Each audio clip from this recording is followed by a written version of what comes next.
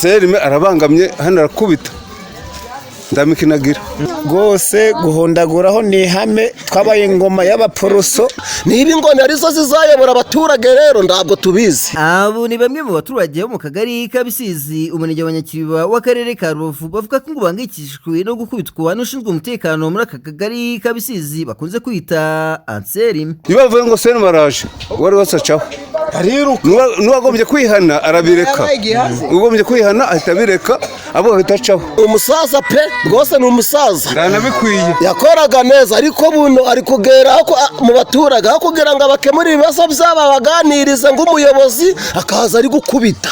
Niba ingona arizo zizayobora abaturage rero ntabwo tubizi. rwose guhondaguraho ni ihame twabaye ingoma y'abaporoso uri kubyumva kandi n'ikindi Anselme rwose situmwanga ariko noneho nawe ubwe mu nzira anyuragamo nimugoroba ari kwikandagira bitewe nuko abazi ngo abo yagiriye urugomo bagomba kunawe kugira ute kumukubita uri kubyumva. Nganje ndi umutwara sibo ariko yawe kubise nk'umuntu kuko afite icyo yitwaza ng'umuyobozi afite icyo yishingikirije hakaza ng'umuturage niba hari ikibazo afite ari kumufatira ngo mituweli atamwigishije ati tanga mituweli cyangwa se wishirondo ndo wakoze uburinzi no kuza ari gukubita ugasanga aramukubise asiza ari indembe guca akagenda. Bamwe mu baturage bo muri aka kagari ka Bisizi bavuga ko ngo bashengurwa no kubona leta y'u Rwanda ngo ikomeje gushira umuturage ku isonga ngo ariko uyu muyobozi ngo akaba ari kubashyira ku musonga. Turi ku musonga twebwe n'uwitwa Cayaya nawe aherutse kuvuna yakaremye urutoki hari ako gasoko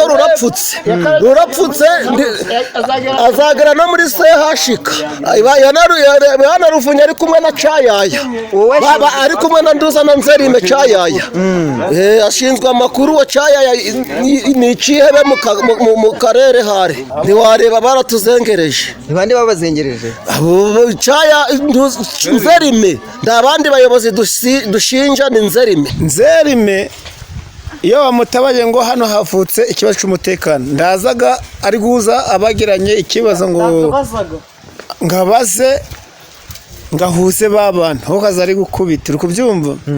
Ubwo rero bivuze ngo Anselme yagombye kuganirizwa n'ubuyobozi byabaye na ngombwa Anselme bakamukura kuri bwa bubasha afite. Nyine Anselme ibyo akora we yitwaza ko ari umuyobozi ndavuga ati umuturage ngamugira inama akaza ari gukubita gusa nicyo kibazo cye. Abakubitisha iki? Ingoni y'umunzenze afite ingoni y'umunzenze yasize amafuta. Ubwo twashakaga kuganirira na Anselme ushinzwe umutekano muri aka kagari ka Bisizi niba koko ibimuvugwaho n'abaturage ari ukuri yatubwiye ko ngo nta munyamakuru wemerewe kwinjira muri aka kagari ka Bisizi ngo atabanje kwisabira uburenganzira umunyamabanga nshingwabikorwa w'aka kagari.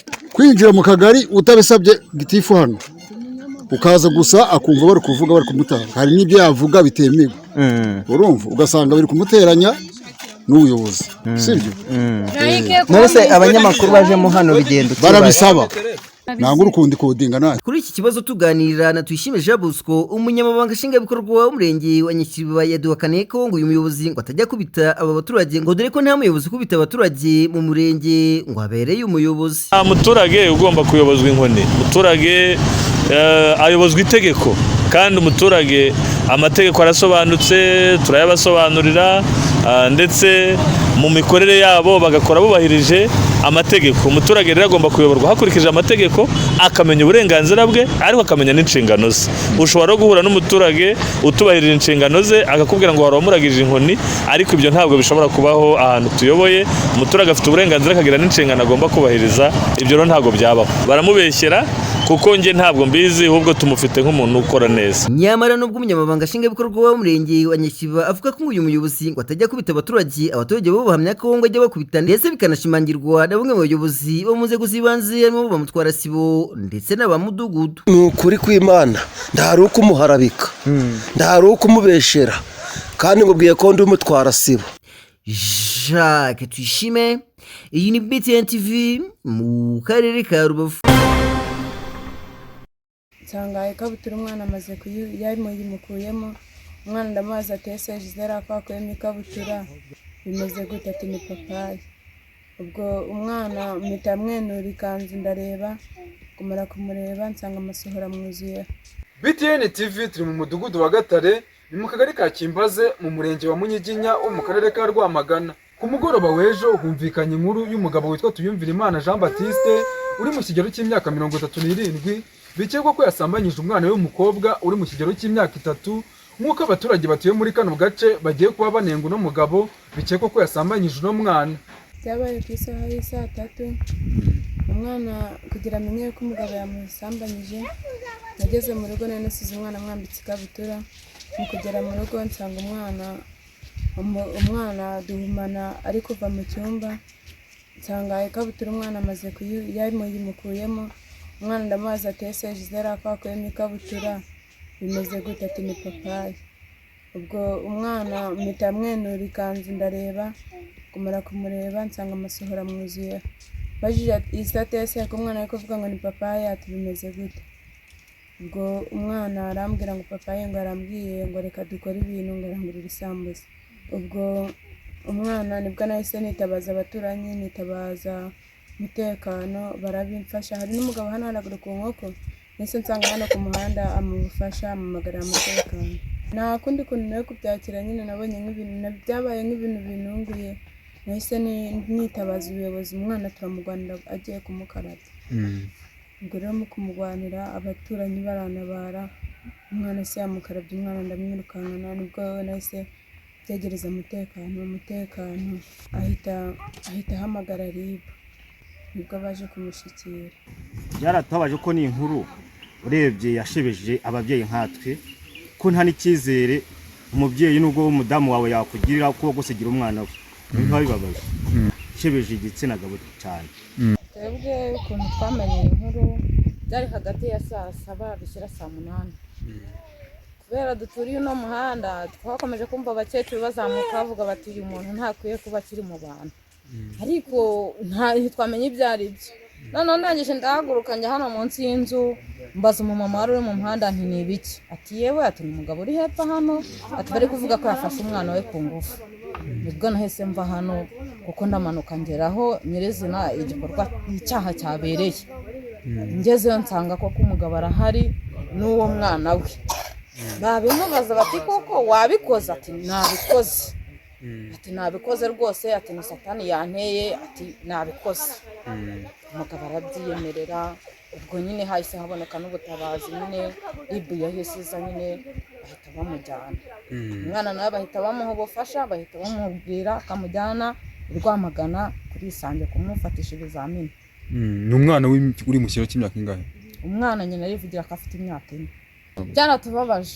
Byaratubabaje nk'umuntu wabyaye, ntawe bitababaje. Njye nanagezeyo gusa nkubise amaso ndebye uburebure bw'uwo mugabo, ndebye n'uwo mwana umugera mu mavi, agahinda karanyishe. Njye nanarize, abantu batibikurizwa n'ikimpindikurizwa n'uyu mwana ndi kureba wakorewe ibi bintu na papa we wamwibyariye. Ababyeyi benshi bakamaza bati uyu mwana ubu n'abagore bandagaye ku musozi wabuze byibuza n'umugore utereta ngaba ari we byibuza bakuziza. Mbese umugabo akabura icyo avuga, nyine ntacyo kuvuga yari afite. Umugabo se ari mu kigero cy'imyaka ingahe? Umugabo urebye uko nabyumvishije bavuga ari hagati y'imyaka ya 35. Ibintu birababaje biteye n'agahinda, kuko urebye indeshyo y'ukareba n'imyaka amaze ku isi, ntago yakaguye gufata umwana we ku ngufu yibyariye yaramubyaranye n'umugore we. Twebwe twanamubazaga tuti ubundi uyu mwana nuwe yahatahanye, ati reka n'uwanjye nawe twabyaranye. Ibyo bintu yo kumva biteye nimba n'agahinda, kugira ngo uve ku mugore wawe washatse ujye no ku mwana wawe.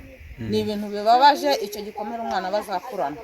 Yashebeje abagabo, asebye ababyeyi, nta muntu atashebeje, twese yaradushebeje, ariko cyane gisebo ku bagabo kuba wahagarana n'umwana w'imyaka 4 atari n'umuturage bagushinza ari wawe wikuriye mu magara yawe. Ni ibintu bibabaje. Rwangaza Brigitte ni umunyamabanga nshingwabikorwa w'uyu murenge wa Munyiginya, aganira na BTN TV nawe yemeze iby'aya makuru, ariko nanone ukekwa yamaze gutabwa muri yombi. Amakuru yatanzwe n'umugore we ari we mama w'uwo mwana. Umwana ntago afite imyaka 3, afite imyaka 4, yitwa Mizero y'Imana. umugabo we yitwa Tuyumvire Jean Baptiste afite imyaka 31, umugore yitwa Mukeshimana Diane w'imyaka 21 babanaga batarasezeranye. Ubwo rero yamusigiye umwana ngo agiye ku isoko, agarutse asanga ari kumusambanya, abibwira ubuyobozi, tugeze dusanga nibyo kandi n'umugabo arabyiyemerera. Umugabo ubu ngubu ari kuri sitasiyo ya Gishari, umwana nawe yajyanwe kwa muganga kuri Isange kugira ngo ahabwe ubufasha bw'ibanze kureba ko wenda yaba atamwanduje cyangwa atamwangije. Kwigisha ni uguhozaho, ariko hariho ibiba birengereye kuko urumva umwana w'imyaka 4 noneho wawe wibyariye byo ntabwo twakunda kubibona. Byakorwaga n'ubundi n'abantu ubona ko bafite ikibazo cyo mu mutwe, ariko nabo ukabona ko babikora ku bandi batari abana babo. N'ikindi kubwira abaturage, nk'uwo nguwo wenda yabaye intwari kuba yabivuze, ariho n'uwabibona agahishira umugabo we. Umwana ntahabwe ubutabera, akavuga ati nimbivuga umugabo wanjye baramufunga, ariko umwana akaguma aho ngo yahohotewe najye no kwa muganga. Nuko bakangurira kuzajya babibona niba byabaye kuba yabivuga, n'umwana akajyanwa kwa muganga kugira ngo yitabweho. Abaturage batuye muri kano gace bavuga ko uyu mugabo ukekwaho gusambanya umwana w'imyaka 4 yakurikiranwa agahanwa by'intangarugero.